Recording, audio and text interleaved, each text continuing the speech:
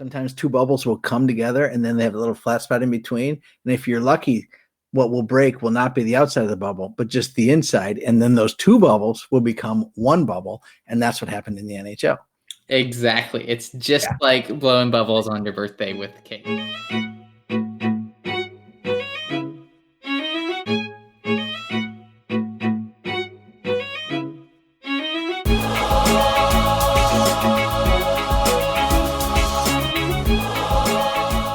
Hi, everybody. Welcome back into Bufnagle, the podcast. I'm Zach, and as always, I'm joined by Rafe. Rafe, how are we doing today? Zach, as usual, I am fantastic. It is the last day of November. We are recording this a day late. Tomorrow is December 1st. But unexpectedly, at least to me, who no longer pays attention to the weather, winter has arrived and greeted me this late this morning with some minor snow showers. It's probably giggly funny to those of you who are up in Minnesota, but there is dusting of ice and snow on the roads, which means it is pandemonium on top of chaos, on top of just zaniness all around. Schools are closing, bridges are freezing, grocery stores are running out of bread and milk. It's wonderful. It's a fantastic place to be. Everything's grand here. It's December is coming tomorrow, and it should be should feel like winter. Sounds like my average Thursday, but you know, we learn and we live and everything in between. Yeah, you got that right. Let me remind everybody, Zach, that we are Bufnagle, the podcast, and you can reach us at bufnagle@bufnagle.com and on Twitter at bufnagle. As always, if Zach says something that's going to get us in trouble with the law types, send us a note at legal@bufnagle.com. We have a sponsor again this week. The Rising Creek Company has not yet learned their lesson and has again agreed to have us say nice things about them on our little show. Rising Creek Company on eBay has all sorts of things for sale. They don't specialize in anything. They specialize in pretty much everything. I'm looking right here, Zach, at protective equipment, safety goggles over your glasses. So someday when you get old and your eyes dry up and start cracking and you can't see anymore, you have to wear these reading glasses. But if you have to go do something where you, like, say you're making like spaghetti, flaming spaghetti, perhaps. Yeah. And then you have to put the goggles on over the glasses so you can still see the spaghetti and the flames, but you got to protect your eyes. You could get some of these goggles over glasses, lab safety goggles, $20 here, $19.99 actually, or best offer. So make an offer. Right. All right. Get rid of Bufnagle, the podcast. That's my best offer. Like I'll offer to get rid of Bufnagle, the podcast. So anyway, check out our friends at Rising Creek Company. And after you buy your thing, tell them that you know us so that so you don't get the negative Bufnagle discount. So, and as usual, I have to thank all our listeners. It is wonderful to see your little stars pop up all over the globe where you are. We had some folks in Belarus last week, Zach. Yeah, so we got Belarus. We've had some Germany. We have some Canadians, some people down in Mexico. I can pull up the other stats, but we are now international, thanks to all of you, and that's what we care about. One of these days, we're going to actually broadcast this on my brother's radio, and we will be intergalactic. That's all I can say. It will be. We will send this voice of humanity into the cosmos, and that's all we need to know. That's all you need to know. I'm not sure you know the premise of the first Star Trek movie, but the premise was that one of the original spacecraft that that we sent out in the 70s. Our friends at NASA. Yeah, our friends at NASA, the rocket scientists, that they sent it out and it kind of like became sentient or something, and it came back, and then it was like Captain Kirk and the Enterprise, and it was Star Trek, and everyone's saving the day, and just an average Wednesday to me. So yeah, so it was kind of crazy stuff, but anyway, so that's where we are. So thank you, all our listeners out there. It's great to hear from you, and we hope that you're all safe from this COVID thing. COVID, Zach. Speaking of COVID, we get sports in COVID now, as opposed to no sports in COVID like we had in the spring. Yeah, so that was a nasty time there with nothing. There was nothing on TV. I read every book I had. I read books I didn't have. How to read. Yeah, it was so Zach learned how to read, and But I forgot. So we're back to Yeah, normal. we're back to zero. That doesn't, it's like my memory. It's really good, but it's really short. Things got bad for a long time because sports went away, but then sports came back, and that was kind of a nice thing. And some of us like football more than others. I really like football because it tends to be on when I have time to watch it, which is during the weekends, and I can commit 3 hours over the course of a week to watching a game here and there. So that's a fun thing. So, but it wasn't that way in March, Zach. In March, something exciting was happening for you and me through, starting in November, and then March, our excitement was dashed. Was stolen from us. It was stolen by the COVID The machine. Grinch stole our excitement. Yes, There's my Christmas reference of the day. Got that quota checked off. The COVID Grinch. What did it cancel for us, Zach? So it canceled the NCAA tournament, both the men's and the women's. Specifically speaking, the men's, Gonzaga was ranked number 1 at the time, I believe, and Dayton, I believe, was in the top 5, and then Baylor was, I believe, 2. Yeah, so I think, and the only reason I say this is for 700 years since I graduated from the University of Dayton in Dayton, Ohio, I've been following the Flyers in a, in kind of a, every now and then check the scores, or they show up on my Insta twit face thing, and it tells me who won what.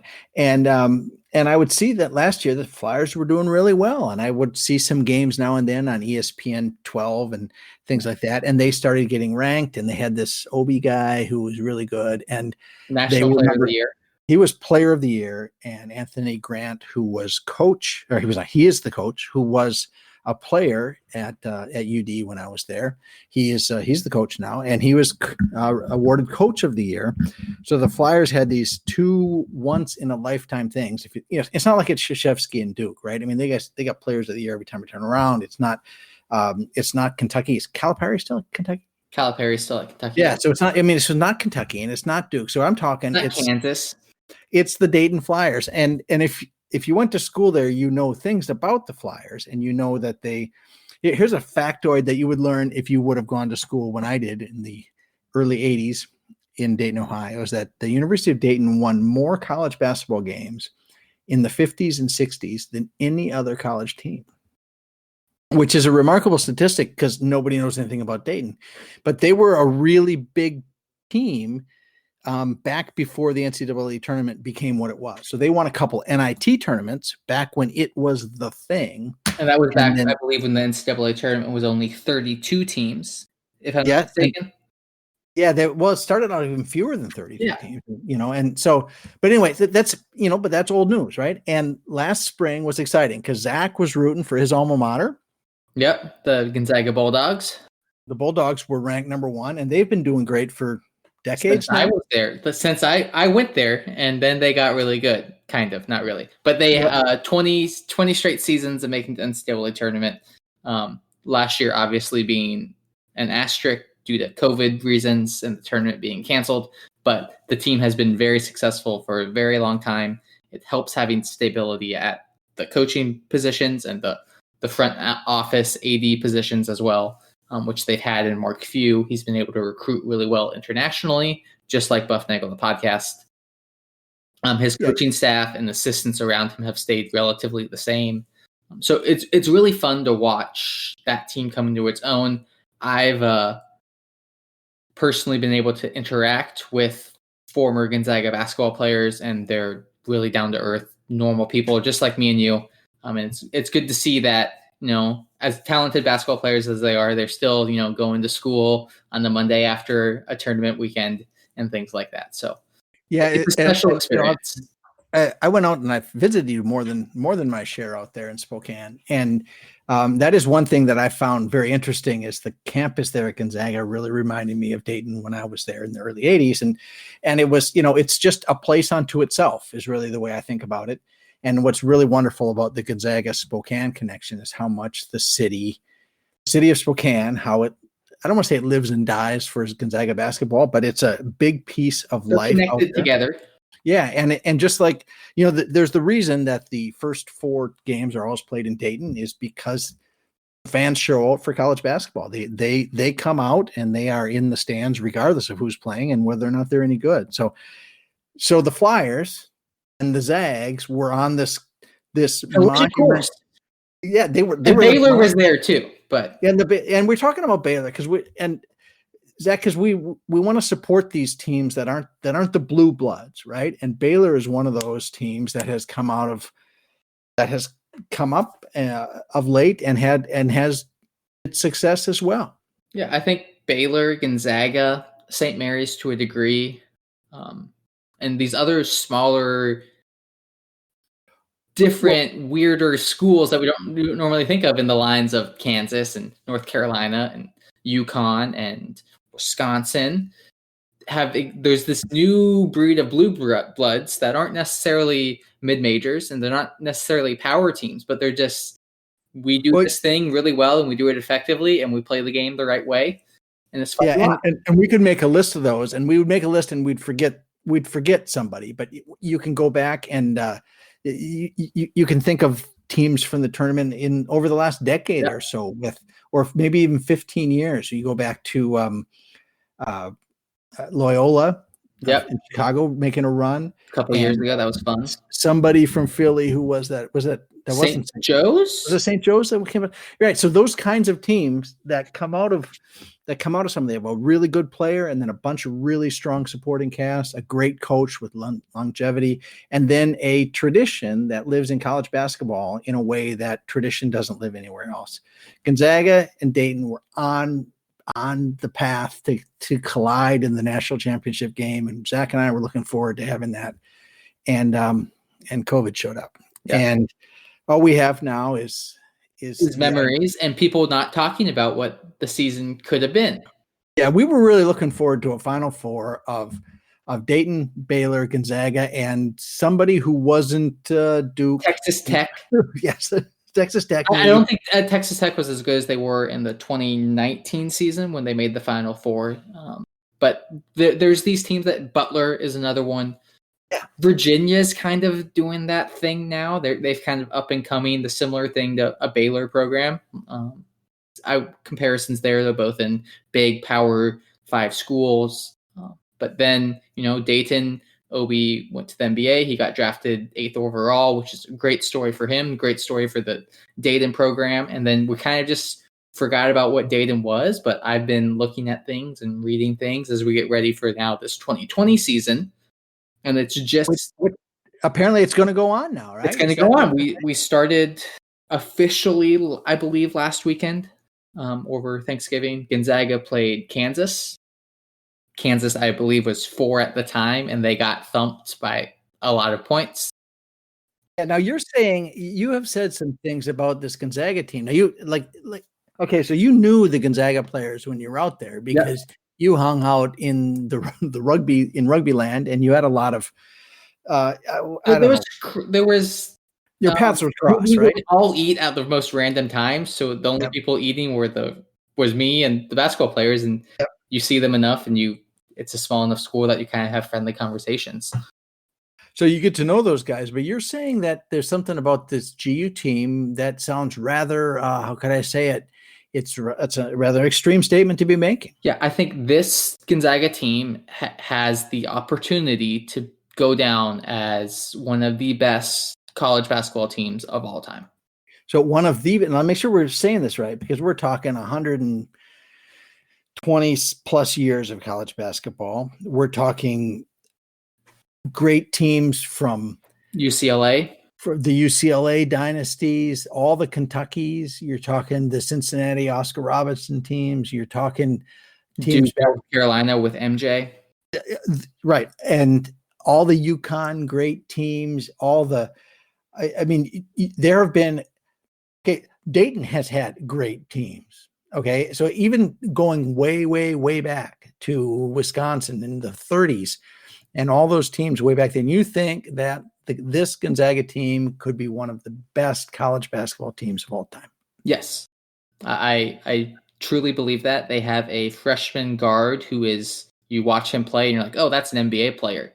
He's 19 years old and he has no wear on his body. So he's making these athletic plays that we would hesitant to do because, well, we're old and broken and fragile, which is, it's exciting to see these type of things with that program. They have Corey Kisper, who decided to come back and want to win a national championship. They have two really talented big men. They have a lot of guys who just want to help the team win, and they're happy to be there. So, and this freshman NBA star Gonzaga dude is a guy I know. He's from the Minneapolis area, so he kind of garnered a lot of interest. So for me, watching his recruitment process and seeing him show up in the local news and things like that. And his name is Jalen Suggs. He's Suggs. Okay. He's just has a bunch of talent. He can shoot, he can dribble, he can drive, he can dish. He has great court vision, and he makes the players around him better, which I think is the most important skill set that any player needs to have. Now, one thing about great players, as you mentioned, all those things. There's another side of the ball, right? And people forget that as good as Michael Jordan always was on offense, he was a phenomenal defender as well. Does this Suggs guy, is he a defensive?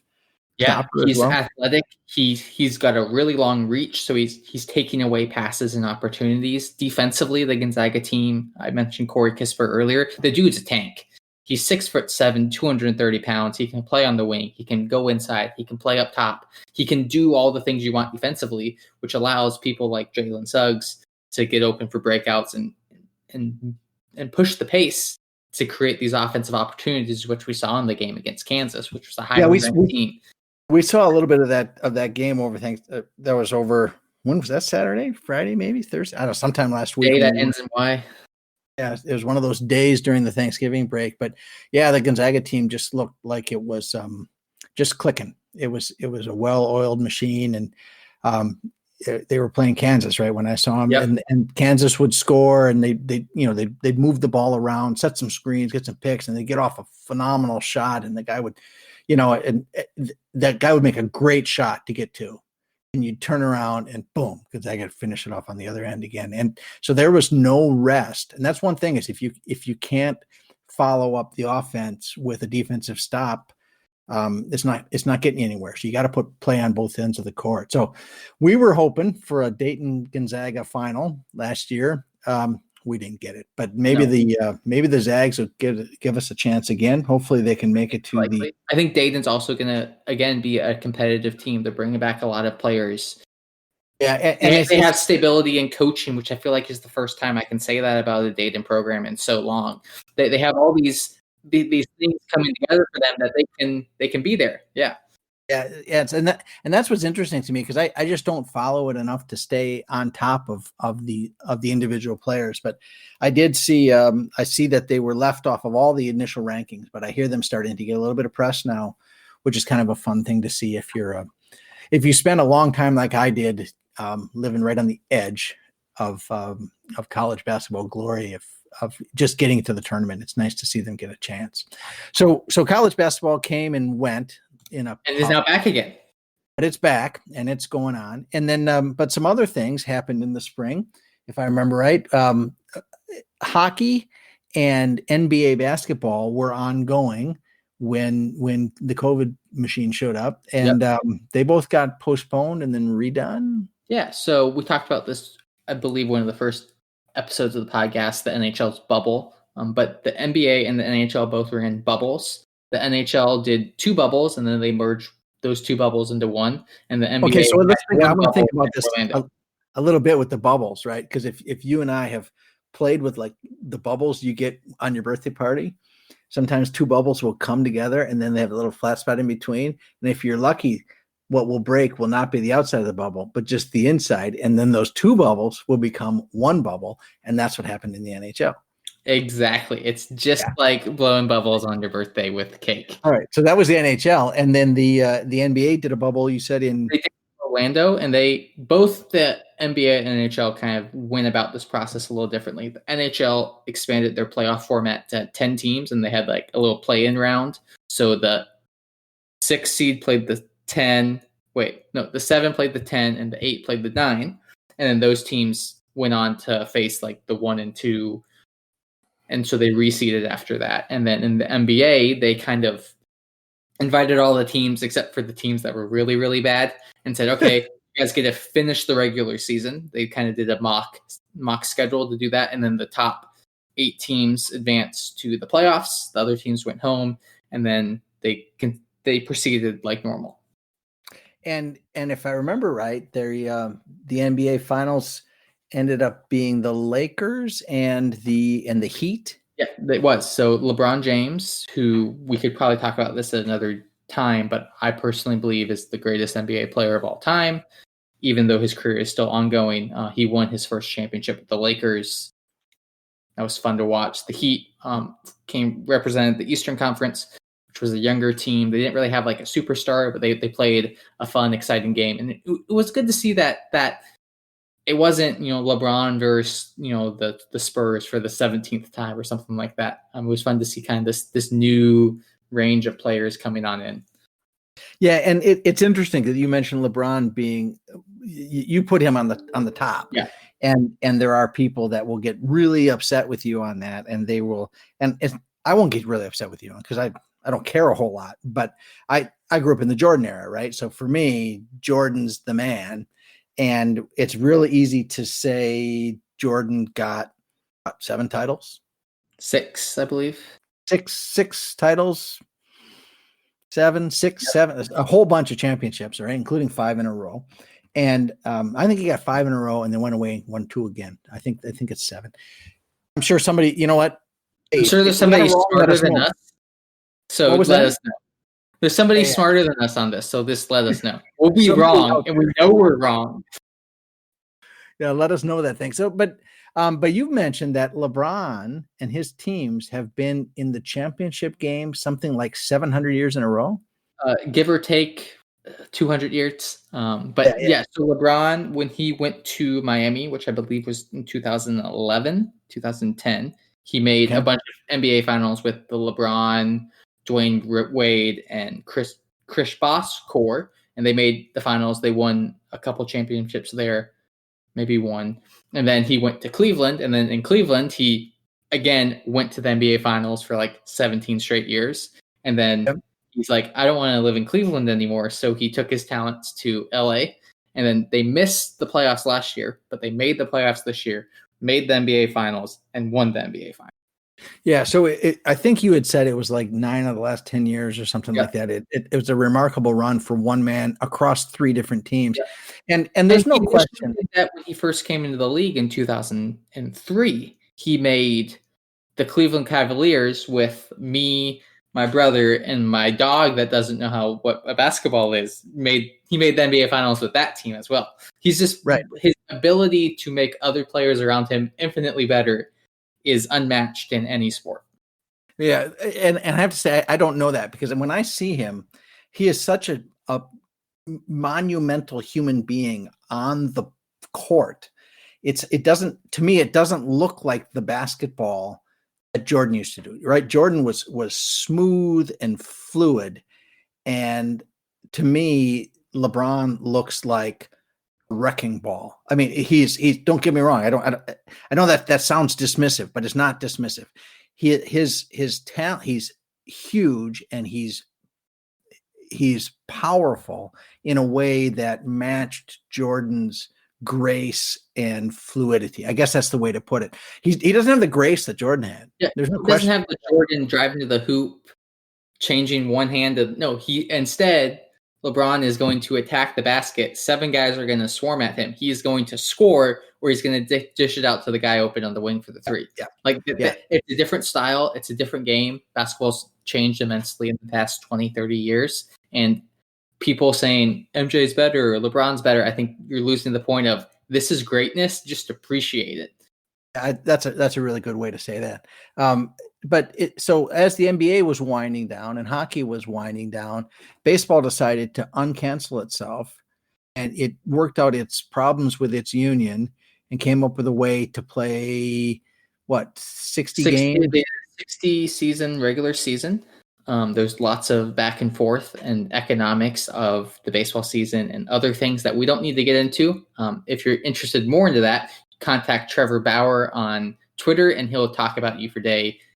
He's the smartest player in baseball, and if you want to debate with me, you can, but you're wrong, because he has an engineering degree from UCLA and he plays baseball, so he's doing things a lot better than we are. So I got you. So they got that going in July, and they finished up just around the regular time, right? They were able to do the classic finish end of September, do the playoffs in October, and then have a champion end of October.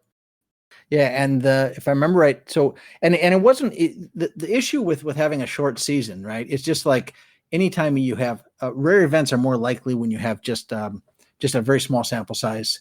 That's not right. I don't want to say it that way. I want to say you're more likely to have an upset in a short series, all right? Or you'll have a bad team get lucky in enough games to make the playoffs in a short season. So, but with baseball, the Dodgers won it, and by many accounts, they were a really good team. Yeah, the teams that made the playoffs for baseball this year, for the most part, were the most talented teams. Mhm. Granted, in the 3-series wild card stuff, it's going to get, there's that variable randomness that's going to be at play. That didn't really affect the Dodgers. It didn't really affect the Rays. It didn't really affect the Yankees, because those teams were able to make runs. So it was good to see that it was not chaotic baseball being played at the end. It was still good baseball, but it was a short enough sample size that we got enough chaos to interject us with a little bit of fun along the way. Yeah, and we do love our chaos. So baseball gets over in late October, early November timeframe, and football has started at that point. So if I remember right, the NFL canceled its preseason. Yes, right? And there's been some games shifting here or there. I know Tennessee got some games moved around with the Steelers. We got a game coming up on a Wednesday.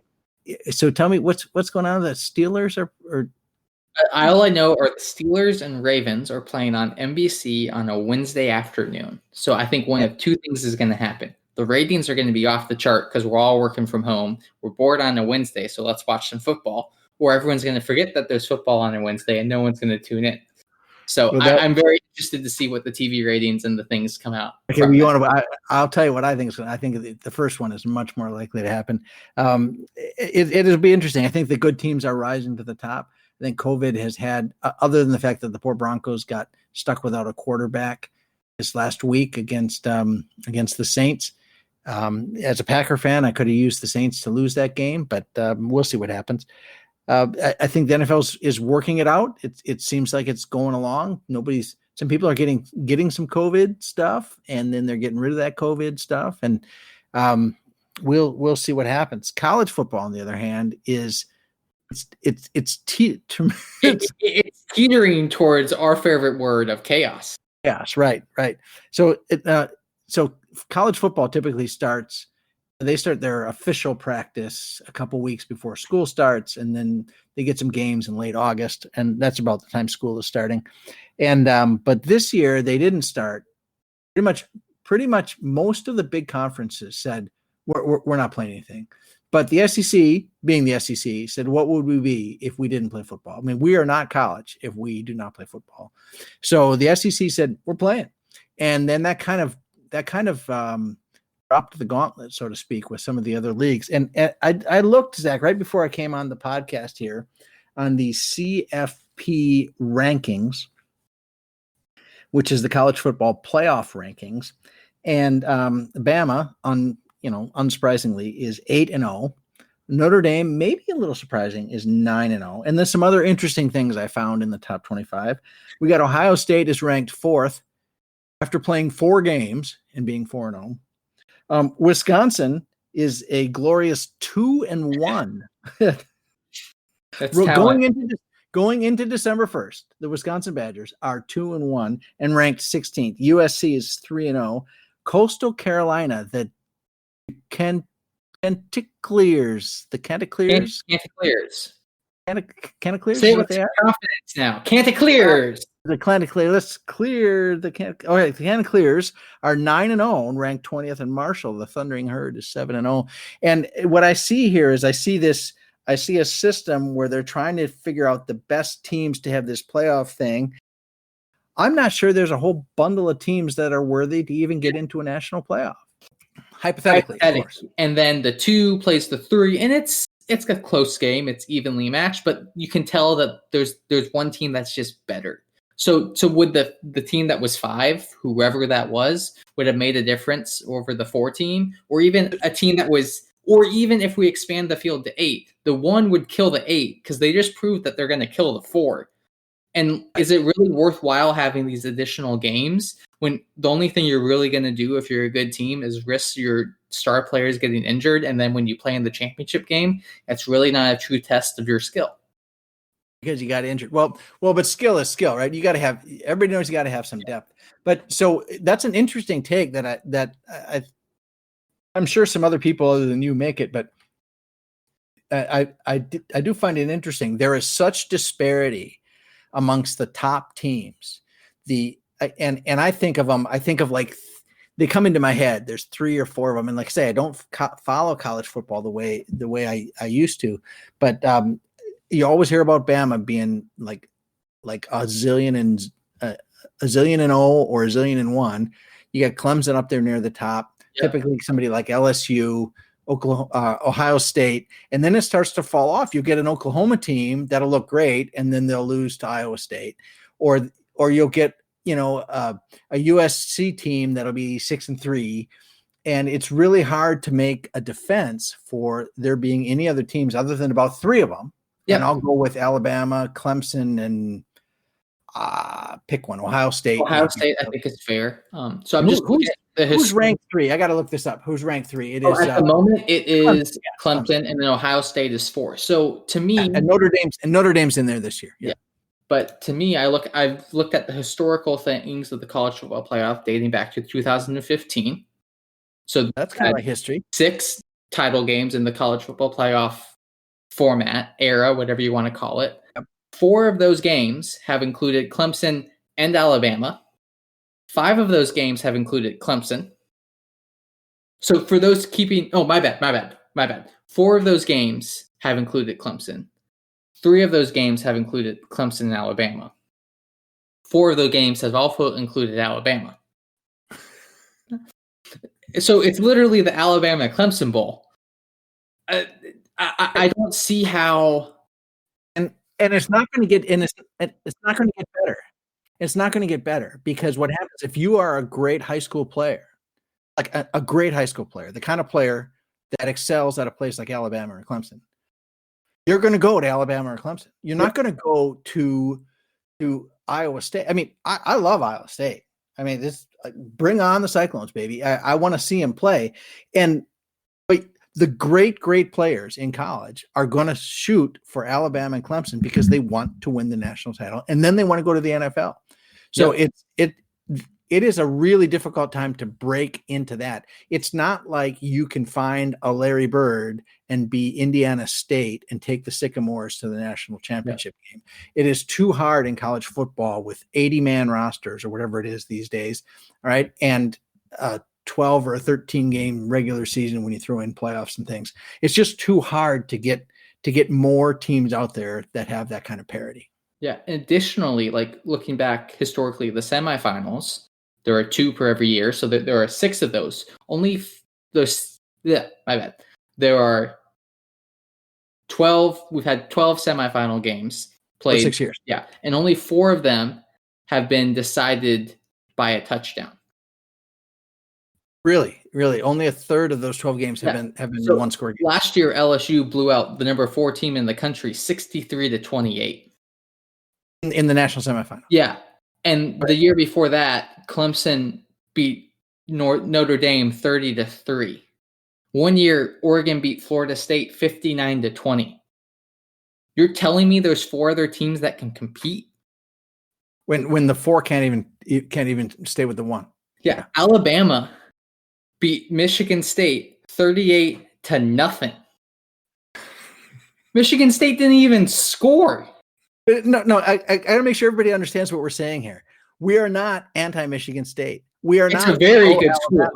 Okay, Michigan State is a very good school, and we're not pro-Alabama. We just recognize where there's greatness on the field. You have to say there's greatness on the field, and you can talk. You don't like Nick Saban or any of that. Like they're winning the games, okay, and they're not getting caught for doing whatever they may or may not be doing. And there are not 8 teams that are there that would make a legitimate college football playoff. I think you're right, Zach. I think you're exactly and then, right. I mean, even looking at the championship games last year, LSU was just a completely different team than everyone else.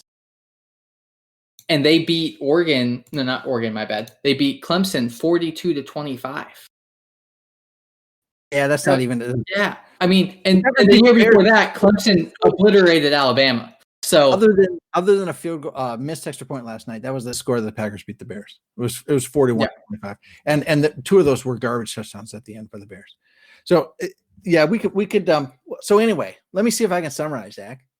COVID really messed things up. Oh yeah, but it's still the same.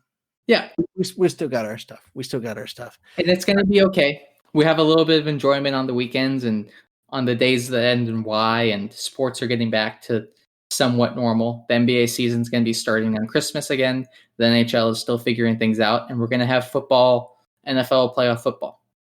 Yeah, and let me say something about that NBA starting on Christmas Day, and you're gonna be a little surprised by what I say here, okay? Because I'm not a really big NBA fan. I mean, I appreciate the talent, and but I just find it hard to follow. It's not a thing I've ever followed, basically, because I was never around a lot of really good NBA stuff, and we weren't really a basketball family. We were kind of a football family.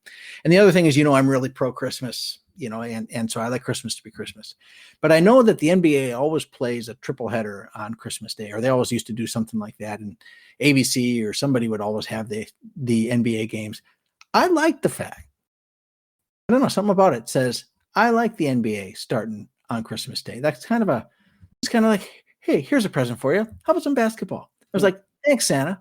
Thanks, Santa, for starting the league season on Christmas Day. I think that'll be kind of fun. I think that's a very good point. And since you mentioned it, the NHL always plays the Winter Classic on New Year's Day. The NHL is also missing the glorious opportunity to start the season on New Year's Day. They're not going to do that because they're the NHL. But yeah. Yeah, so hockey's the greatest game, and the NHL is the worst league. Is that the idea? Yeah, I think that I have a book with that quote in it, or I've used that quote enough that it's in my book. But regardless, Rafe, we have a little bit of time, and a couple weeks ago we were going to get to some unpopular opinions. You have one unpopular opinion that goes against a lot of what people know about you.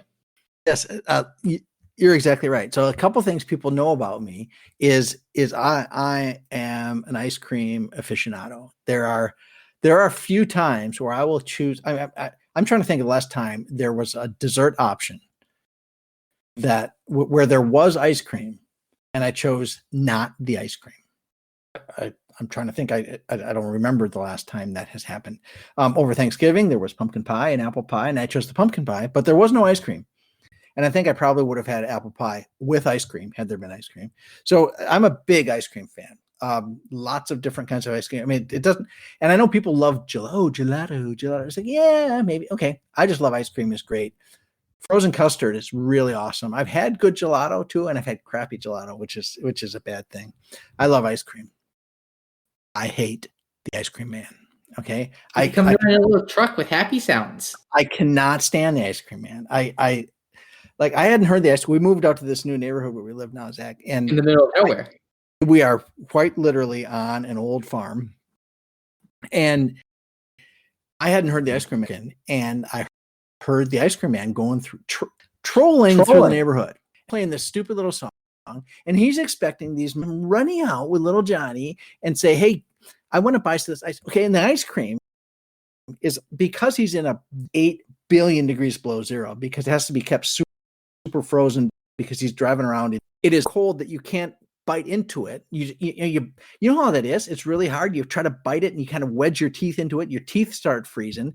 A little bit breaks. It's just it takes something about ice cream, and it's exactly what I was going to say. All the good stuff about ice cream is ruined by the ice cream man. So just do this for me. I like, that's my head. But you know what? Don't expect me to buy ice cream from the ice cream man.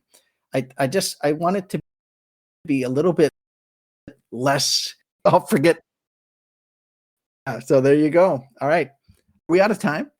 I think we are. We are expanding a little longer podcast. Production staff and corporate gave us a little more leeway now. So hopefully a little longer episodes. You guys still like us a little bit. So thank you for tuning on in. Rafe, you have anything else to say? Oh, I want to just thank everybody once again. Hope you had a wonderful November. December's by the time this podcast drops, it'll be December, and I hope you have a wonderful Advent and Christmas coming up. And we'll keep coming at you. We got some guests in the works that we're lining up. Some more big brain smart heads. You guys seem to like those guys, so we're gonna keep bringing them on. They're people it's always somebody we know. If you think you deserve to be on the podcast, hey, let us know. Maybe you do. We deserve to be on the podcast, and what do we know? So you may know. We have golden microphones. We do have these little gold microphones. That's kind of a neat thing. Anyway, let us know, and we'll see what we can work out. Other than that, thank you very much. We really appreciate it. Remember, refer a friend of yours and get a free episode. So thank you very much, everybody. Good night. Sounds like a plan. We'll see you guys next time. Take care.